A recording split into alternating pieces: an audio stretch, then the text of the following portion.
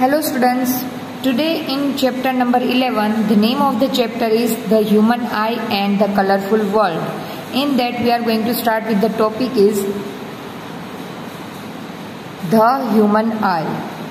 The human eye is one of the most valuable and sensitive sense organ, as we all know. It enables us to see the wonderful world and the colorful colors around us. On closing the eyes, we can identify objects to some extent by their smell, taste, sound they make, or by touch.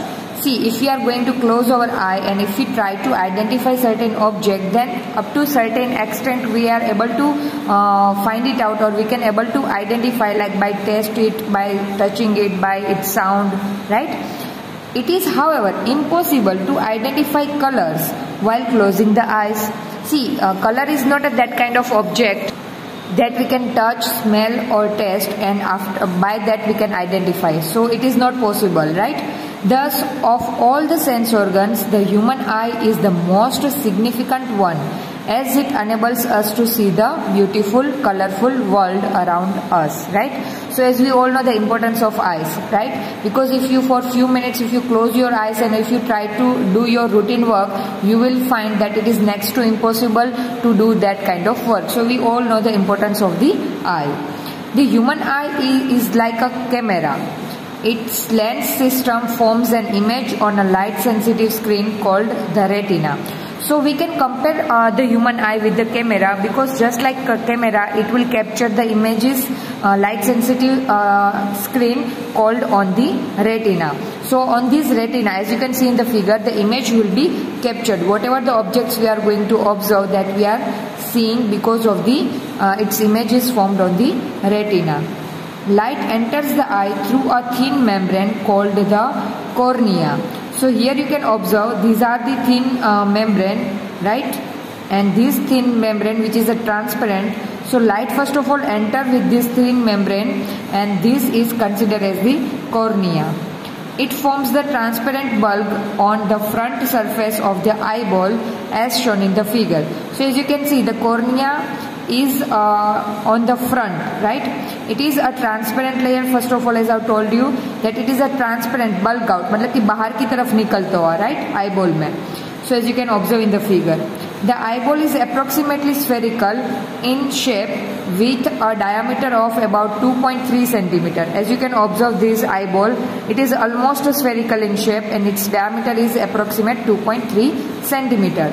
Most of the reflection for the light rays entering the eye occurs at the outer surface of the cornea, right? So the cornea is the transparent medium through which the light will enter into the eyes.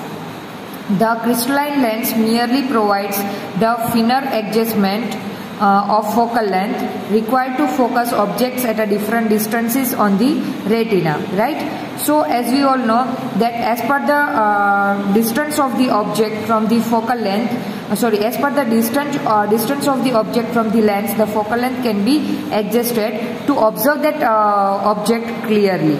So we find a structure called iris behind the cornea. So behind this cornea, you can observe this is the structure of iris, right? This will be the cornea, and behind the cornea there is a presence of iris, right? Okay. So we find a structure called iris behind the cornea, and iris is a dark muscular diaphragm that controls the size of the pupil, right? So here you can see this is considered as the pupil, and the size of the pupil can be controlled by the iris. See, if you are go outside your room and there is a sunlight presence, right? So what happen? Your pupil size will become less, or pupil size will going to be decreases, because iris will control the expansion and contractions of the size of the pupil, right? But exactly same way, if you are come to the darker room, then the size of the pupil will going to be increases. So the increase and decrease in the size of the pupil will be controlled by the iris. As per the amount of light enter into the pupil through the cornea, it would be adjusted. Okay. So iris is a dark muscular diaphragm that controls the size of the pupil. The pupil regulates and controls the amount of light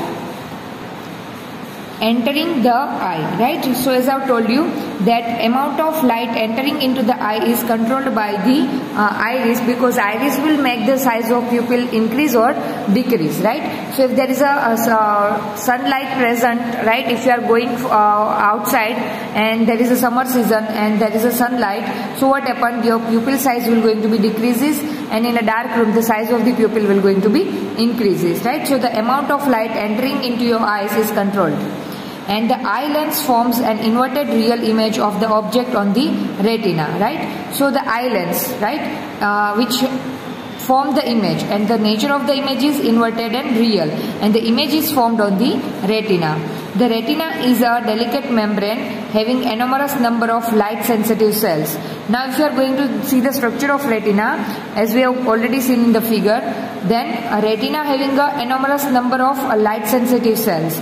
The light sensitive cells get activated upon illumination and generate electrical signals, and these signals sent to the brain via the optic nerves, right? So this retina is connected with the optic nerves, and whatever the signals, electric signals generated by the retina through the optical nerves, it will reach to the brain, and the brain interprets these signals, and we are able to identify the object, right? So the brain interprets these signals and finally process the information so that we perceive object as they are, right? So whatever the objects we are going to observe, that image of that object is fall on the retina, and retina convert that signals into electrical signals, generate electrical signals, and these electrical signals through the optic nerves reach to the brain, and brain will interpret that object.